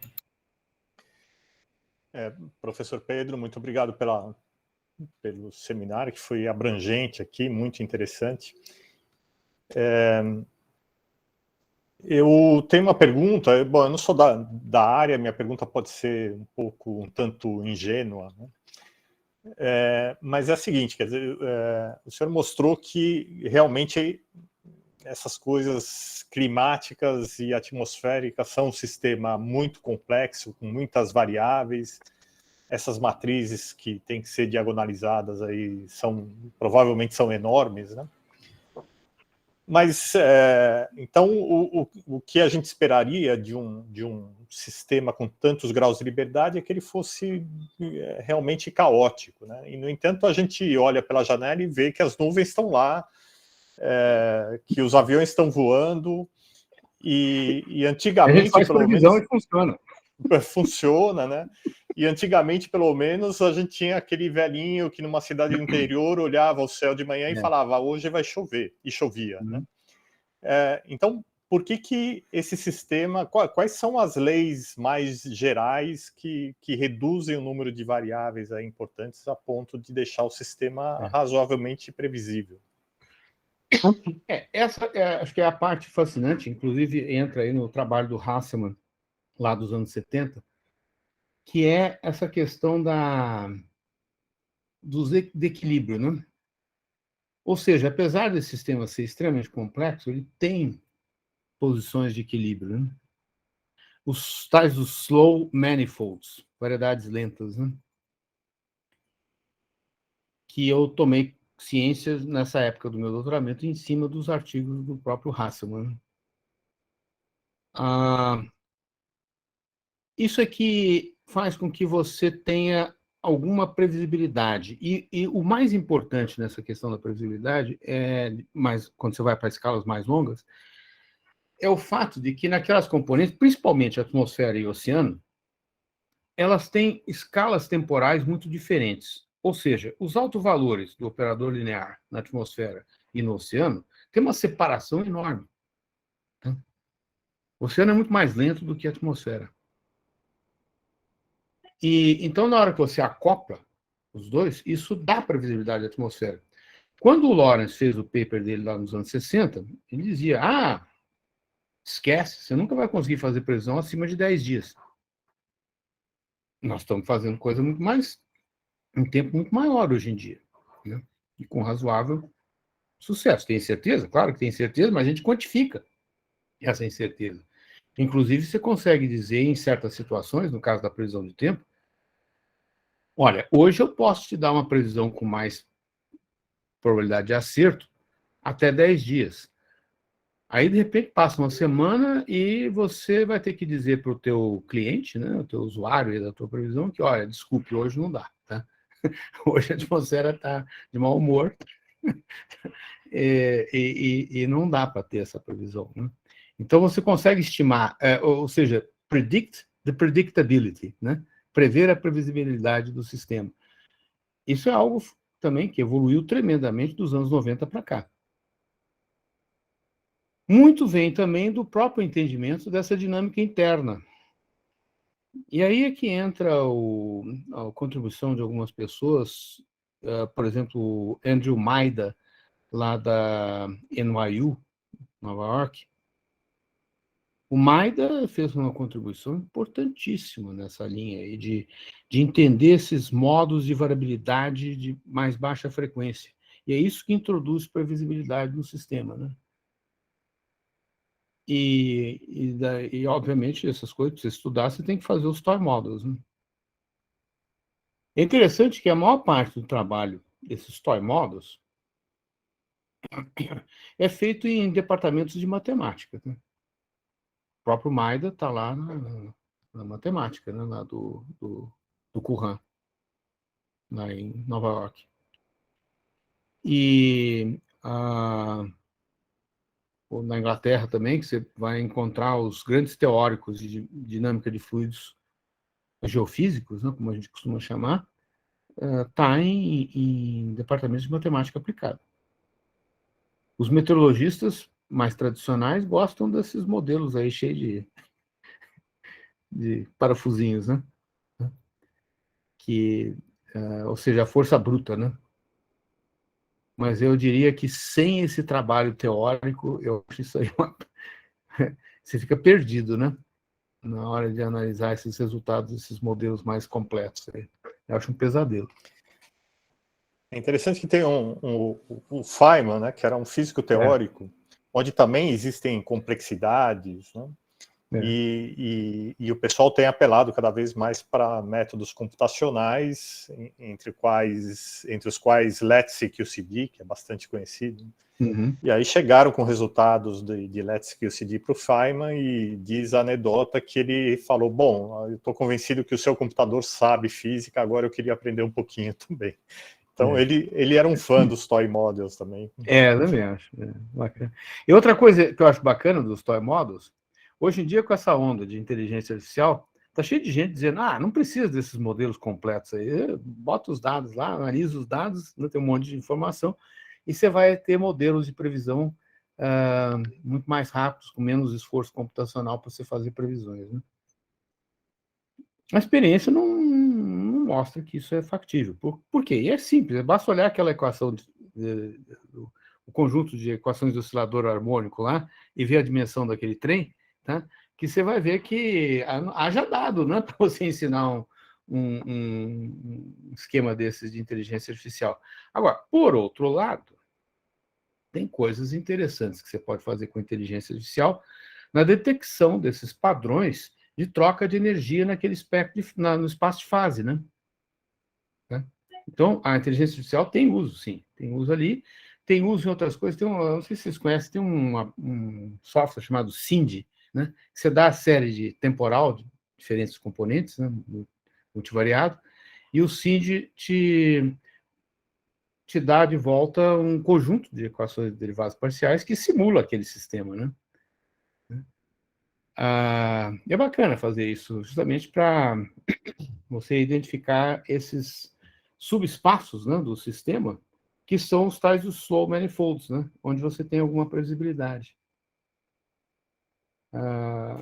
Eu acho que são coisas muito bacanas. Ou seja, essa sinergia entre o que a gente anda fazendo hoje em dia, progredindo na linha de inteligência artificial, essa questão da matemática aplicada, né, do entendimento de sistemas dinâmicos mais complexos, como esses aqui, e, por outro lado, o fato de que você tem toda essa estrutura observacional, que permite validar, né, essas coisas,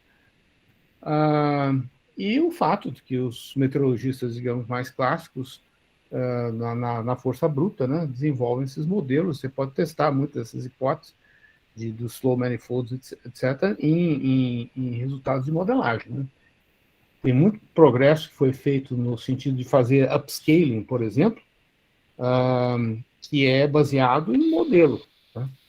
E aí você vai no dado e valida a história, né? Então, é bacana. Muito bonito esse trabalho integrado. Muito obrigado. Próxima pergunta do Márcio. Márcio. Olá, professor. Primeiro, muito obrigado pela aula, né, pela palestra, muito boa. Uma área que eu me interesso bastante, né? Estou entrando agora nela. Na verdade, eu tinha uma pergunta, acabaram virando duas, né? Se me for permitido. Eu vou fazer a primeira, que era original, e depois uma que foi uma coisa que o senhor falou agora há pouco, tá?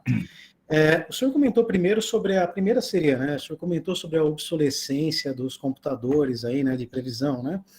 E que está 10 anos atrasado e que o Brasil já teve na ponta nesse clube. Então a minha pergunta é, né, a primeira, né? Esses computadores a gente não pode fazer uma migração, usar um sistema tipo na Amazon, na rede, que, por exemplo, eu conheço gente que profissionalmente faz isso, né? O Carlos Magno, por exemplo, né? E prever e a gente voltar a ter uma proeminência nisso, né? Essa seria a primeira pergunta. Quer dizer, é possível fazer isso? A gente precisa ter um computador dedicado, precisa manter hardware, manter data center, manter essas coisas, né? Será que isso é? E a outra, né, o senhor mencionou aí rapidamente, quer dizer, o senhor mencionou, eu não peguei muito bem, a história de polinômios de Legendre no norte e sul, ou Fourier em leste e oeste. Eu não entendi muito bem o que é isso, né? Se o senhor puder dar uma explicação aí sobre isso, né? Então, como eu digo, acabaram virando duas, mas a primeira, a original, é sobre o parque computacional. Essa primeira, o problema está no fato de que você precisa ter potência para fazer previsão de tempo ou de clima, porque o usuário precisa do resultado num tempo muito curto. Não adianta nada se eu fazer uma previsão de 10 dias que vai demorar 30, né? Então, e aí o que acontece é o seguinte, quando você vai na Amazon, por exemplo, tem um preço bem razoável se você não pedir muitos cores, né? Se você aumenta o número de cores, aí você vai ter que ter vários núcleos, tem os núcleos, você tem os processadores, tá? Que vão ter um MPI para conversar entre eles, né? Para trocar informação. Mas aí a vaca vai para o brejo, quando você precisar pegar muitos processadores, que tem muitos cores cada um, né? Nesses sistemas da Amazon. Até um determinado ponto, eles conseguem te alocar num determinado computador que tenha um número grande de processadores. Bom, quantos cores que estão sendo usados hoje? Primeiro, houve uma mudança significativa, sobretudo nos últimos 10 anos, para o uso de GPU, né? Tá certo? Para aumentar a eficiência desse processo. E é um processo que ainda está em andamento, porque você tem que migrar um código enorme como aqueles de CPU para GPU, não é trivial, né? Então, tem esse problema. Você tá, olha, eu me lembro quando eu era diretor do NCC quando a gente comprou lá o Santos Dumont, né? E tinha que fazer lá os testes de aceitação, etc. E, obviamente, uma das coisas que eu botei lá foi um desses modelos meteorológicos que eu conhecia bem. E a gente conseguiu escalar eficientemente um modelo até da ordem de 14 mil cores naquela época. Isso foi em 2014, tá? 2015. Foi o teste de aceitação do Santos Dumont. Era um dos testes era esse modelo de previsão, o Brahms, não sei se você conhece. Mas hoje você está usando centenas de milhares. Para você fazer previsão de tempo nessa escala pequena, global, né? Porque o que o pessoal faz aqui no Brasil, normalmente, é fazer o que chama de downscale, né? Então, você pega um produto de um modelo global e passa para um modelo regional. Isso é cheio de problemas. Problema do impacto da condição de fronteira, etc. Eu fiz muito disso. Quase deixei alguns alunos lá com estresse, de estado de depressão, né? Eu me lembro de fazer isso, acho que foi 2001, tá? Eu até levei um susto, às tantas. Pô, eu estou levando o menino à depressão, né? De fazer esses downscale. Porque você começa a ver tanto problema que é meio insolúvel, né? Esses alinhamentos de grade, etc. Mas está cheio de gente que ainda usa isso, até hoje. Então, você vai de um modelo global, com resolução, digamos, de 10, 20 quilômetros, e passa para um de 1 quilômetro, numa área pequena, que é o que cabe na Amazon. Tá? Aí você faz uma previsão. Sim, você faz uma previsão, só que eu garanto para você que eu construo um esquema baseado em inteligência artificial que pega a modelagem global e me leva a essa escala regional com 1 quilômetro, numa área pequena, que tem desempenho igual ou superior a esse tipo de downscaling que hoje se faz muito. Né? Para quê? Então, é o que eu pergunto. Então, do meu ponto de vista, por exemplo, eu tenho muito mais interesse, que é as minhas conversas lá com o Pedro Peixoto, aí na matemática, que é o uso de modelos globais com refinamento de malha, né? Para evitar esses problemas terríveis das condições de fronteira. Eu estou deixando meus alunos do curso desse ano, de modelagem, tem lá gente que está meio desesperada, tá certo? Nós estamos chegando já em dezembro, né? E eles estão lá se batendo, exatamente. Eu faço meio de propósito, tá certo? De dar esses exercícios para os alunos, para eles verem a complexidade do problema. Não achar que é um troço simples de resolver, de fazer esse tipo de downscaling, tá? Então, acho que isso explica. E outra, a questão do custo também de Amazon Crystal, quando você tem um modelo que a dimensão daquela variável X lá é 10 a 12. Tá? Você vai gerar o que eu costumo chamar de putabytes, né? Como é que eu faço, né, com os putabytes? Né? Vai custar $dólares também, né? Para pagar essa história. Então, essa é a minha resposta. Se quiser fazer coisa mais teórica, não tem problema, porque você não tem a premência de resolver o problema em um tempo curto. Então, para pesquisa, não acho que é viável, tá? Mas para coisa operacional, não dá, não. A sua segunda questão é uma análise de autovalores, autofunções do operador. Ou seja, você reduz, na verdade, a equação de derivados parciais, na equação diferencial ordinária, né? E, no caso da esfera, o tal do operador L lá, a solução é por nome em Y, é por nome de Legendre, a solução natural dele. Ah, tá. É uma no eixo X e a outra no eixo Y, é por isso que elas são exatamente. diferentes. X é Fourier entendi. e Y é por nome de Legendre. Ah, não. Era isso que porque o senhor, eu ouvi, eu fiquei assim, falei, mas por que uma é assim, a outra é assim, né? Pensando em esfera. Mas tá bom, professor. Eu acho que tá claro. Mas tem outras bases também que o pessoal usa hoje em dia, mas a mais clássica é essa. Entendi. Obrigado, professor. Obrigado, Aida. Muito, muito bom. Então, temos aí o Sebastião para fazer a pergunta dele, por favor.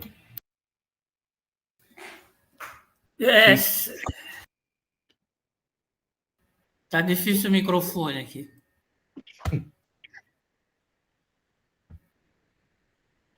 Tá, vocês estão me vendo? Estamos escutando. Estamos ouvindo, sim. Tá. É o seguinte, eu fiquei contente com uma certa citação do senhor em relação a que já se está passando não só das previsões meteorológicas, mas as consequências na economia. Isso. Existe uma coisa que sempre me preocupou, que foi isso, que sempre não, mais recentemente. É o seguinte, eu considero o Canadá uma nação inviável, porque é frio para burro lá. O pessoal tem que viver debaixo, shopping center debaixo da terra. Mas o problema é o seguinte, vamos supor que o gelo do Ártico atinja níveis realmente mínimos. Então, o que acontece? A passagem do Nordeste vai abrir.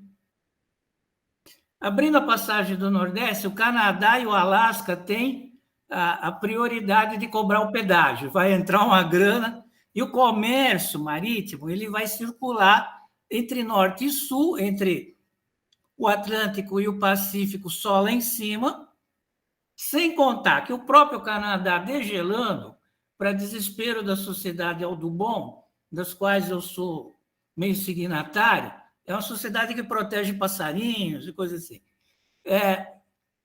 Eles vão explorar as riquezas minerais do país, porque é um país que tem o tamanho do Brasil. Pior, o Brasil é um país de estrutura geológica eminentemente de escudo cristalino pré-cambriano, no Canadá também. Então, o que a gente tem de minério aqui, eles têm lá. Então, eles não vão pegar minério aqui. Está passando um monte de navio lá pertinho da China, eles vão pegar minério lá. Sem contar a Ásia, eu não vou levar em conta a Ásia. A Ásia é outra questão. Mas é isso que me preocupa, entende? O problema é o seguinte, até que ponto que o senhor conhece, existem estudos sobre a questão do Ártico. Porque a mudança climática, eu entendo que é o seguinte, olha, se a gente olhar a previsão do Milankovitch e a gente tentar, a olho, cruzar a tendência do aquecimento global com a tendência de esfriamento que vai ter da previsão do Milankovitch, lá pelo ano 300 vai começar a esfriar mesmo, 2300. Mas até lá, o Canadá vai ficar uma nação viável, entende? Ela vai poder explorar petróleo, minerais, e nós aqui do Cone Sul ficamos ferrados. Esse que é o problema. Até o comércio marítimo não vai ter muito interesse ou vai encarecer. Então, até que ponto existe foco nesse tipo de coisa? É uma coisa que me preocupa bastante, porque até lá não deve estar vivo, mas é uma questão que as próximas gerações e o próprio Brasil tem que pensar nisso. Entende? Bom, isso se aplica também à Sibéria, né? Aos russos. A Sibéria também... é assim, é que a Sibéria é enorme, de certo modo eu considero ela também faz parte da determinação do clima global, ela é importante, tem terra para burro. Aqui embaixo não tem terra, lá tem. Precisa terra para dar efeito estufa. Mas o problema é o seguinte, a consequência geopolítica do Canadá se abrindo como uma nação viável, para nós vai ser desastroso. Mas tem aí alguns detalhes, né? Que ele, por um lado, sim, isso é verdade, vai viabilizar uma série de ações. Bem que eles estão tendo problemas seríssimos com a questão do permafrost, ou seja, do solo congelado que está derretendo, e com isso está tendo um tremendo prejuízo lá. Tem estradas no norte do Canadá que estão simplesmente desaparecendo, né? Por causa do afundamento da superfície terrestre, né? Mas eles também têm uma outra preocupação, que é a questão da mudança do nível do mar. O Canadá tem uma vasta área que está sob risco. Toda aquela parte norte do Canadá lá, aquilo lá vai ficar tudo inundado. Não precisa muito, né, de subida do nível do mar, que a água vai entrar lá muito longe de onde está hoje, né? Então, os canadenses ficam muito divididos. Você vê oportunidades, mas você vê também enormes riscos ligados à questão da mudança do nível do mar. Eu acho, minha percepção pessoal, que essa questão da mudança do nível do mar é o que assusta muito esse pessoal, esse Canadá, os próprios russos, tá? Porque o prejuízo, imagine, cidades costeiras, aliás, nós também aqui, né? Cheio de cidades na costa, né, do país, né? O custo disso, da defesa, até um certo ponto você tem a engenharia aí para te ajudar, tá? Mas vai ser uma dor de bolso danada. E dependendo de quantos metros, por exemplo, até uns poucos metros, você resolve, mas se for mais de 6 metros, tá, você já não consegue resolver de uma forma... Precisaria uma evolução tremenda e de custos de engenharia muito mais baixos do que o que atualmente a gente estima. Então, eu acho que vai por aí, é o risco da mudança do nível do mar. Porque, por exemplo, aqui no Brasil, eu me lembro que no final da década de 70, eu fiz, por pouco tempo, eu fui geodesta com o Neuci e com o Blitzko, Denizar. E ele já reclamava que no Brasil desativaram todos os marégrafos que tinha por aqui. Exatamente. Entende? Praticamente tinha um ou dois. Aqui no sul não tinha mais nada. E ao longo das décadas passadas, eu vi, através de textos, o Denizar reclamando de que o nível do mar estava subindo mesmo aqui. Ele mesmo publicou coisas. Isso é detectável, já causa um impacto econômico significativo. Tem um estudo recente, inclusive, que apareceu, foi objeto de reportagens em revistas de jornal. Isso é mensurável. E tem um trabalho muito interessante que foi organizado pelo Jacques Markovitch há uns 10 anos atrás, mais ou menos, um pouco mais talvez, sobre o impacto econômico aqui no Brasil da mudança climática. E tinha um bocado de gente da economia justamente fazendo essas análises, né? E a dor de bolso, e aliás eu tenho também essa convicção que é a dor de bolso que vai fazer tomar decisões. Eu costumo dizer que, olha, essas COPs, tudo bem, é importante, você vai alertando e coisa e tal, mas no fundo, inclusive essa última agora, você não... é meio para inglês ver, né? E vai ter ações realmente firmes, por exemplo, a questão de taxação de emissão de CO2 e coisa e tal, na hora que a dor de bolso realmente ficar grande. E ela está para virar uma baita dor de bolso. Eu acho que isso aí a gente só vai começar a ter COPs que vão chegar a um controle mais rígido no final dessa década. Professor Pedro, se me permite, eu vou abrir então para agradecer ao Sebastião pela pergunta e abrir para o professor Carlos fazer a nossa última pergunta da apresentação de hoje, por favor. Bom, primeiro eu queria agradecer ter sido convidado para assistir essa brilhante palestra. Eu acho que uma das coisas... Eu sou economista, então a minha pergunta vai ser um pouco diferente, mas eu queria deixar registrado que um dos prazeres que a gente tem na vida acadêmica é ouvir quem gosta de um assunto explanar sobre esse assunto, porque é contagiante, né? É uma coisa muito gostosa. E à medida que o senhor foi falando, eu obviamente não conheço conheço pouquíssimo disso que o senhor falou. A sensação que eu tive foi que a quantidade de conhecimentos e assuntos novos ou de áreas que precisam se juntar para entendendo melhor o assunto. E aí eu vou fazer uma pergunta para o senhor, que tem experiência nisso. Como formar gente nisso? Porque eu sou graduado em economia pela Unicamp. Eu me formei em 89, apesar de ter essa cara jovem, eu já tenho 55 anos. E eu vejo os economistas que estão se formando agora, a quantidade de coisa que eles sabem, que mesmo que eu queira eu não vou conseguir saber. E eu sou um sujeito estudioso, não é que eu sou vagabundo, não, mas assim, não dá mais tempo, tá certo? E aí, em não conseguindo formar, como juntar essas pessoas dessas áreas para resolver esses problemas? Eu estou perguntando isso porque eu vi os modelos que o senhor mostrou de tomada de decisão.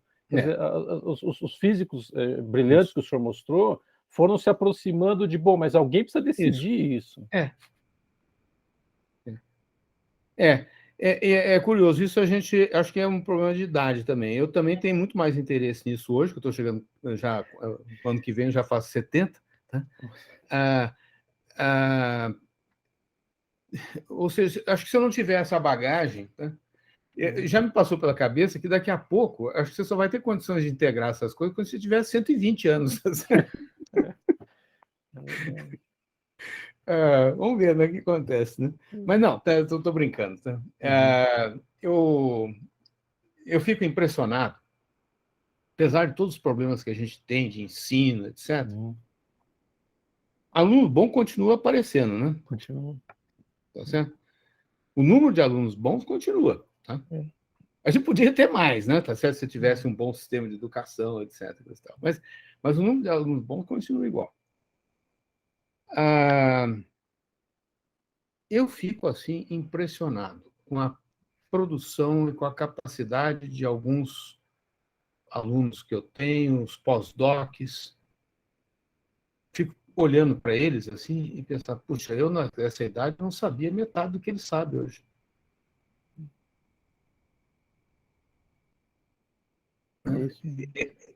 Isso é uma das coisas que me dá assim, um enorme prazer, tá? Em ver que esse pessoal, meu Deus do céu, olha só, o cara está com 30, 28 anos aí, olha só o que ele já sabe. Eu demorei 40 anos, 50 anos para chegar lá. Tá? Mas esse tema tem aí uma questão de ensino, né? Eu ando muito, muito interessado nessa questão de como é que você ensina essas coisas. Eu vejo o exemplo daquele programa da Amazônia, no LBA, como um caso de sucesso, em que a gente tinha pessoal da ecologia, da economia, das ciências atmosféricas, da agronomia, uma tribo, né? Várias tribos. Né? E eu achei, isso foi uma das coisas fascinantes. Eu fui presidente do Conselho Científico do LBA, umas oportunidades, e como é que você junta, né, essas tribos, né? Isso é fascinante. E eu acho que é aquela história da cat food, né? Como é que você pega um bando de gatos, né? Uns meses atrás eu fui dar esse exemplo e a pessoa disse, aí no fundo eu disse, você passa a ter comida de gato, né? Você faz todos os gatinhos vir atrás, né? Aí tem uma pessoa lá que me perguntou assim, mas professor, e se for wild cats? Né? É mais difícil, mas você também depende da comida, né? Quando você dá, talvez os wild cats precisem de uma comida diferente, né? O LBA era o cat food, ou seja, esse pano de fundo eram conversas, reuniões científicas multidisciplinares em cima de um tema que atraía, que era a Amazônia. Então, você tendo um pano de fundo, você consegue pegar essas tribos aí, que muitas vezes se degradiam entre si, né? E consegue colocar andando Então, lá, o tal do Cat Food. o senhor está parafraseando aquele filme com Kevin Costner, Construa o campo que eles virão. Exatamente. Eu acho isso... nós estamos fazendo um negócio mais ou menos nessa linha agora, no sentido de agregar especialistas em modelagem climática aqui no Brasil para reinventar o CPTEC, lá no INPE. E numa realidade completamente diferente, porque eu estava na equipe que criou o CPTEC nos anos 80. Tá? Naquela época, você tinha o know-how para fazer isso essencialmente dentro do INPE. Tá? Você tinha os pesquisadores, o grupo fundamental, núcleo duro. Uma outra pessoa de fora. Eu mesmo era uma pessoa de fora, eu era da USP nessa época. Né? Então, teve, claro, não foi só INPE, mas tinha algumas pessoas de fora que participaram do processo. Hoje é o contrário. Hoje, o grosso do know-how em modelagem climática no Brasil não está mais dentro do INPE. Está fora, está nas universidades. E não só nas universidades, empresas privadas. Né? Hoje em dia, essas empresas de consultoria aqui no Brasil, e na área de meteorologia, de oceanografia, cresceram tremendamente. E se engana muito quem achar que essas empresas não fazem pesquisa e desenvolvimento. Professor, mas aí tem uma... Desculpa interrompê-lo, mas aí tem uma questão de política pública. Eu não sou comunista, nada disso. Do jeito que eu vou falar vai ficar parecendo, mas eu não sou, tá certo?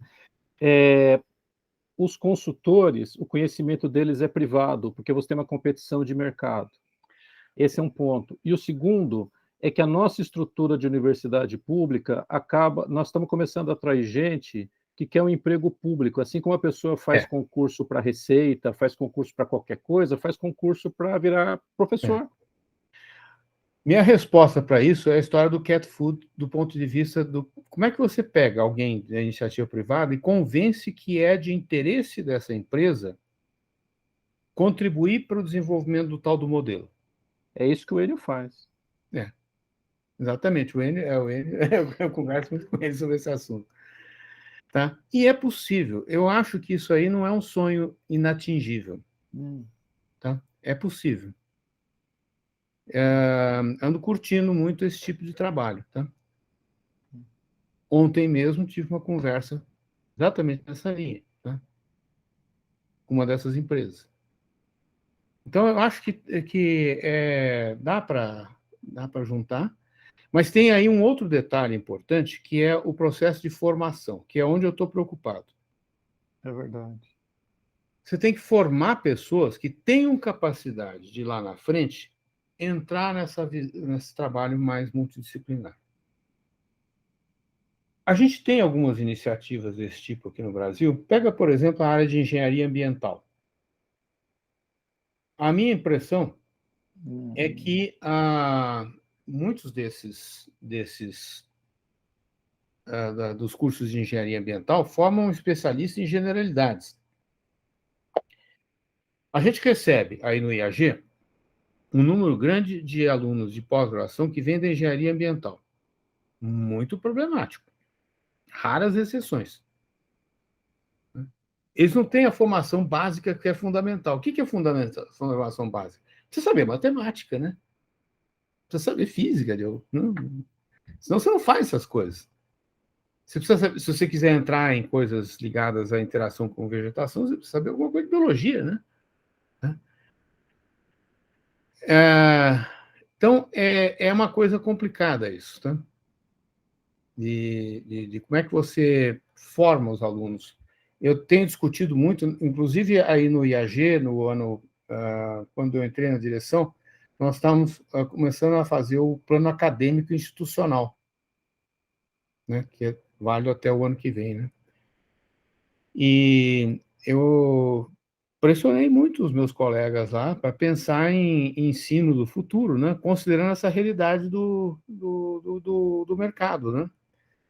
Por exemplo, até os começo dos anos 2000, 85% dos nossos egressos, tanto da graduação como da pós-graduação, ou da graduação iam para a pós-graduação, e os da pós-graduação iam fazer concurso em alguma universidade, algum instituto de pesquisa. Né?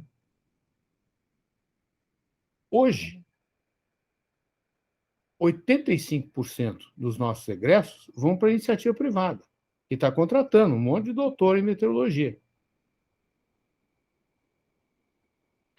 E sorte nossa que estamos na universidade que esse pessoal está indo trabalhar nessas empresas, sabe? Porque é através deles que a gente está fazendo muito desses contatos.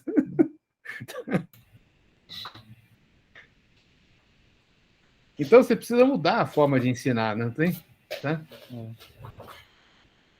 E eu acho a gente na universidade é meio lerdo para reconhecer essas coisas. Né? Posso agradecer? Então, tá bom. Esse é um gancho bom, eu vou tomar liberdade de me meter na conversa para fazer um wrap-up aqui e dizer o seguinte, que esse núcleo de complexidade, o professor Piqueira, que está aí também na discussão, é o artífice, um dos artífices que fez aquela proposta do curso de Engenharia da Complexidade, ou seja, na verdade, tem que se transcender na minha pretensa, falsa, modesta opinião, transcender a engenharia e pegar os cursos do IAG, da astrofísica, da economia e criar um modelo, ou seja, criar pessoas que têm essa transdisciplinaridade aí dos diversos âmbitos com esse conhecimento, já que você falou, professor Pedro, que a molecada está muito capaz hoje em dia, então vamos dar mais conteúdo para eles debulharem e, enfim, conhecer de engenharia, de meteorologia, de economia, porque é isso que o futuro está precisando, né? Bom, você tem que adubar, né, essa meninada, criar condições de trabalho, né? Que é algo que, aparentemente, né, a situação atual aqui no Brasil não dá muito valor a essas coisas, né? Na educação e na própria ciência e tecnologia, né? Mas passa, viu? Isso aí eu sou um otimista nato, né? Não vamos causar polêmica no final da conversa, mas eu queria, então, agradecer demais, professor Pedro, a sua palestra de hoje, como o professor Carlos acabou de dizer, foi realmente brilhante, é muito bom ouvir alguém com tanta empolgação no que está explicando e ensinando, e acho que dos presentes aqui todos devem ter gostado, e convidamos, então, para você já ser um membro honorário aqui do nosso núcleo, você, professor Carlos, e todos os outros aí, contribuir, no mínimo, com os problemas que tem para serem desenvolvidos e resolvidos aí para a gente... Problema não falta, né? Exatamente, problema não falta. Mas precisa trazer o problema e ajudar a resolver. Uhum. Tá bom? Então, agradeço também a presença de todas e todos que estiveram aqui conosco nessa apresentação. Ela vai estar gravada para aqueles que depois vai estar disponibilizada para aqueles que souberem de quem quis vir e não pôde. Ó, dá uma olhada naqueles links lá das entrevistas do Manabe e do Hasselmann, tá? Farei a lição de delícia ler aquela história. Farei a lição de casa, posso até passar num newsletter que a gente manda aqui do núcleo para todo mundo falando, não deixem de ouvir os Horror Story. Tá bom, pessoal? Então, eu agradeço a todos, desejo uma boa noite e até o nosso próximo seminário. Quer conversar alguma coisa, professor Ayrton? Não, só me despedir. Muito obrigado. Obrigado novamente, professor Pedro. Eu também agradeço. Obrigado. Foi um prazer.